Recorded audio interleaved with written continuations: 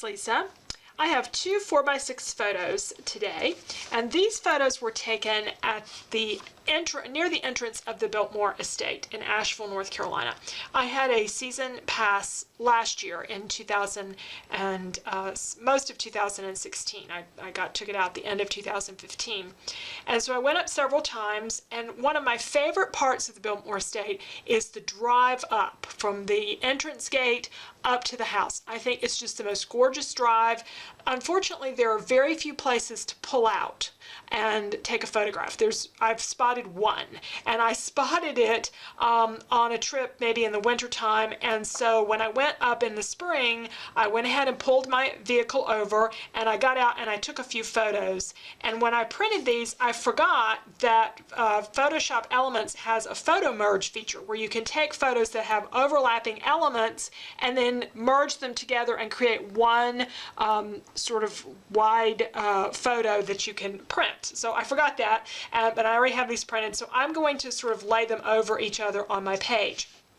And what I'm looking to do with this is, you know, when you're working with your page, let's take a piece of paper out here. This is not necessarily the one I'm going to use. And this still has the branding strip on it, but we'll pretend it's the 12, just the 12 by 12 side of this. When you put your papers or photos on here, you're working with a square, but you can work with this so that you can make the photos more horizontal, or you can make them more vertical. So you can have more of a landscape view or more of a portrait view depending on how you arrange things. And I wanted this to be more of a landscape view. I also want to see if I can make the viewer look from right to left. We normally read from left to right, but I want to look at this road and kind of take your eyes so that you're imagining what's over here. And that's just the way this happens to be. I didn't get to be able to take a picture where it went the other way. So what I'm going to do with, I'm not entirely sure how I'm going to do that, but that's something that I'd like to accomplish. The collection that I have to work with here, this is Basic Gray from last year, Hillside and Deer Heart. These were their last collections that they created, and I bought them in one of their warehouse boxes, and they had them available as well beyond that too for some of the vendors. I think Hillside will be the best, but let's start with the 12 by 12 paper and see what might work with these papers or with these photos and what embellishments. I know these leaves are something that I think I'd like to work with. I'm not sure. They're more palm leaves more than our kind of North Carolina trees, but we'll see if there's something there to work with. But let's look at the paper. Quite a bit of 12 by 12 paper because I bought some additionally after I got my box. And I'm looking for the greens. Don't think that's it, but we'll see.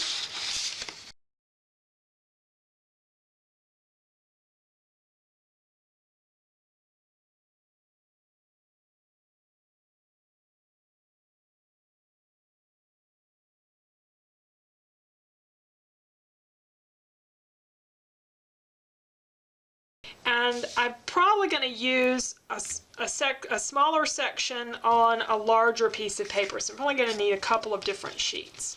Now I don't think this one is right because I think it's too formal and too aqua. I like this combo. Something like that.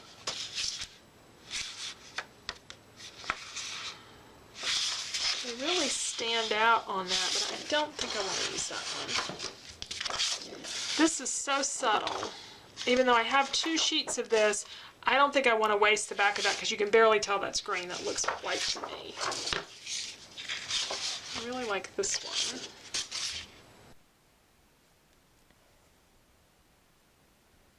So I really want to use that print. But I don't really have anything that goes with it in my stash of papers. So I'm going to check out my cardstock. I've gone back to that very, very light green paper, but I think that I can find something in the cardstock that will work with it. Also checking out the rest of the embellishments. I have a few stickers that might work on this layout.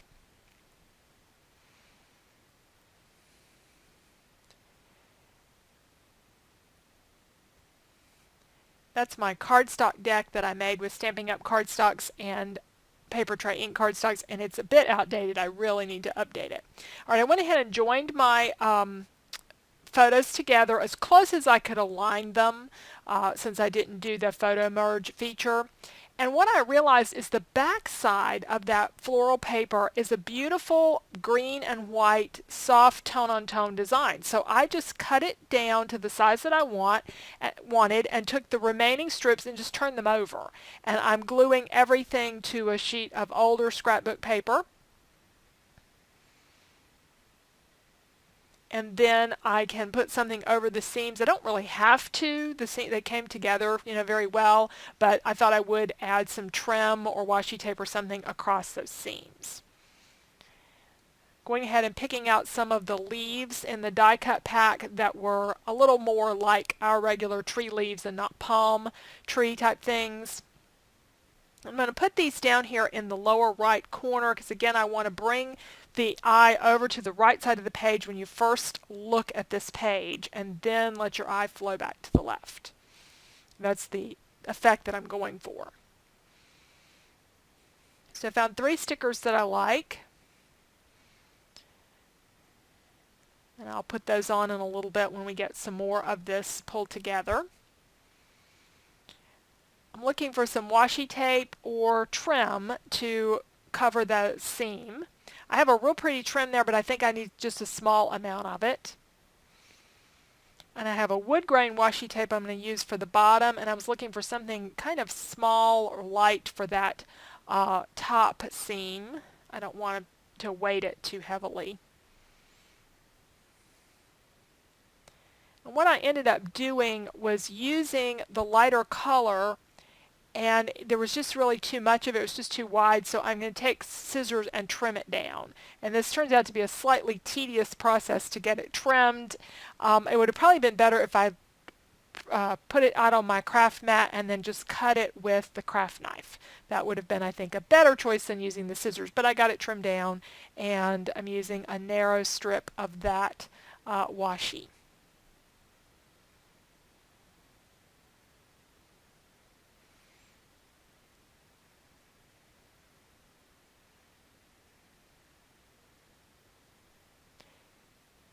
I'm looking for some letters here, and I had some thickers there, but they were awfully shiny, and I wanted something that went more with that wood nature kind of look. So I had some crackle paint that I had, or crackle medium that I had discovered the other day, and I played with it, created a little sample, because it's been like 2 or 3 years since I'd even opened this stuff, and I didn't even know if it was still good, and it is still good. The crackle finish is to give it a cracked look. And so what I'm doing with this is I have painted the letters with just some plain acrylic paint, like an ivory acrylic paint, and then I'm putting 1 coat of the crackle medium over the top, and you have to let the layers dry completely between.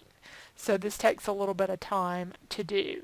I'm not sure at this point how well it's going to show up on the letters, and that's one of the reasons I have the middle to the D and the E still out there, because I thought it might show up better on those larger pieces. And this stuff is super sticky, so I went ahead and put gloves on to protect my hands and my manicure. I've polished my nails for the first time in ages. So now that that's dry, I'm adding a thin coat of acrylic paint, and I'm using distress paint. I find that works pretty well with this crackle finish because it is typically very thin paint. And this will have to dry. And it's going to be hard to see on camera, but it does create a little bit of a cracked finish. It's very subtle. I don't know that I would go back through this again to get that kind of finish, but it's, as I say, it's a very, very subtle little design in the letters. But you can see it well enough that I decided not to use the middles, that I'm just going to use the word drive and not put the middles in the D and the E. So I'm going to glue my leaves on with some Tombow adhesive. Some of these are vellum, so just put a little bit of glue on there. And I'm going to use a little bit of this pretty trim. I think that's Stampin' Up! Trim, but I can't remember. whatever it is, it came in a pack with a bunch of other trims. I don't have very much of it, and I don't need very much. It's, you know, a pretty specialty kind of thing. And I'll glue the letters on there over the top of that photo where the driveway comes, or the roadway comes down. And then the rest of the title is my absolute favorite. And I was afraid I would spell it wrong, so I wrote it down because I'm going to be working my letters backwards so that everything is right justified on the page. Got a few stickers to put on. Mostly to the right, but a little bit there on the left-hand side of the page. And I'm going to add a couple of brads. And I decided also to put a wood veneer piece in here. To finish up the page, I added another brad over here and then a tab with the date on it, and went ahead and added my journaling down here at the bottom. So what I'm going for here is that when you look at the page, your eye will immediately go over to the right side of the page where the title is, the embellishments. All the weight of this page is really on the right side, because what I want you to do is to focus in on that drive and then to let your eye go across the way that you would travel in on this entrance road into the Biltmore estate. So that's what I was going for in the arrangement of this page. So we got in some of the die cuts, some other embellishments that I had in my stash, a lot of titling, and then the journaling, as well as some washi. I also added this little bit of trim up here at the top. I just found that and I thought it really went well with the page.